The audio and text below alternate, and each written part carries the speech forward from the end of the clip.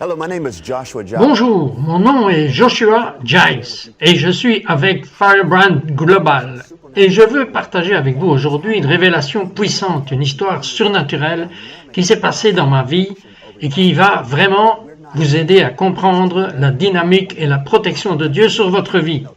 Et de savoir que nous ne sommes pas que des chrétiens qui se promènent en se demandant « Dieu me protégera-t-il? Cela arrivera-t-il ?» Non, il y a un Dieu qui est sur le trône, et peu importe ce que vous vivez dans la vie, lorsque nous mettons toute notre confiance en lui, il se déplacera dans toutes nos situations au nom de Jésus. Alors, je veux juste prier pour vous en ce moment et juste déclarer la parole du Seigneur.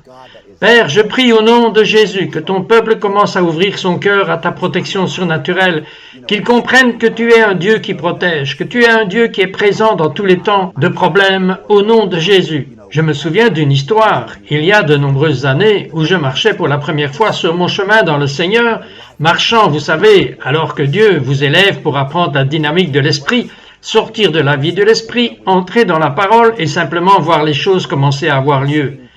J'étais dans le sud de la Floride, je faisais du bénévolat pour le ministère, et nous voyions des choses incroyables se produire dans les services, et Dieu bougeait. Et j'avais tellement de compassion et d'amour pour ce que le Seigneur faisait dans la vie des gens.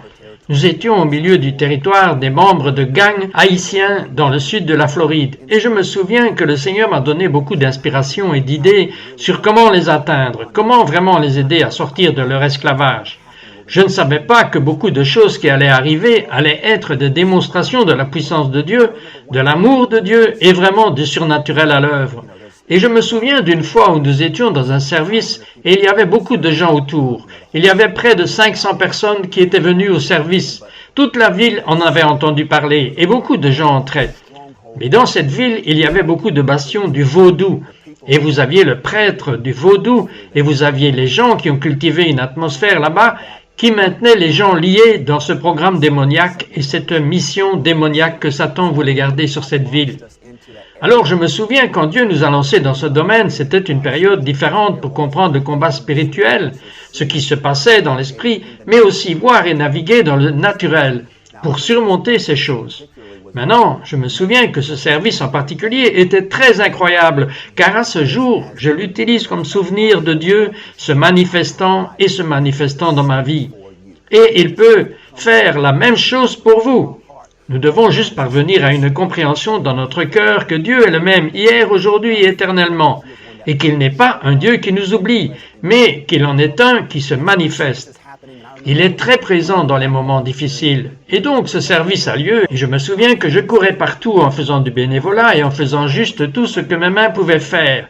Je mettais mes mains à la charrue, je courais partout pour inaugurer, vous savez, prier pour les gens, quels qu'ils soient, et je me souviens d'un groupe de membres de gang qui étaient venus au service pour le fermer. Ils se tenaient dehors. Beaucoup de gens ne voulaient pas entrer dans le service parce que la puissance de Dieu était en mouvement et ils préféraient se tenir à la périphérie et essayer simplement de voir ce qui se passait. Genre, est-ce réel? Est-ce que vous savez qu'est-ce qui se passe dans notre ville? La plupart du temps, Dieu m'utilisait dans ce scénario pour atteindre des personnes qui ne voulaient pas vraiment entrer dans le service, mais je finissais par prier pour eux et la puissance de Dieu les touchait. Et donc je me souviens de ce gang disant « Nous fermons ce service ». J'ai senti une telle audace m'envahir parce que ce n'est pas normal de répondre à des gens qui sont vraiment des membres de gang et des tueurs. Et c'est juste de la folie. Et je me souviens avoir dit « Vous n'allez pas fermer le service ». Et ils disent « Nous venons pour le faire ». Et je me souviens avoir eu un flash devant moi. J'ai vu un ange se tenir à côté de moi et une ligne tracée juste au niveau des marches entrant dans l'établissement. Et j'ai immédiatement eu la révélation, sachant que s'il dépassait cette ligne, quelque chose allait se passer. Maintenant, je ne pourrais pas vous dire ce qu'était ce quelque chose, mais je savais que quoi que Dieu ait l'intention de faire, s'il passait cette ligne, il ne tenait qu'à lui. Tout ce que j'avais à faire était de laisser faire, parce que je me souviens avoir vu cela, et j'ai reculé, et ils ont commencé à marcher vers l'entrée. Et j'ai dit, il y a un ange ici. Il y a une ligne tracée. J'ai dit, si vous dépassez cette ligne, je ne suis pas responsable de votre vie. C'est exactement ce que j'ai dit. Ils pensaient que j'étais fou. Mais au moment où ils ont passé la ligne, c'est à ce moment-là que certains d'entre eux ont commencé à tomber. Ils ont commencé à trembler. Je me souviens clairement d'un des gars qui a attrapé les garde-corps parce que ses jambes tremblaient comme s'il venait juste d'être dans le gymnase pour s'entraîner.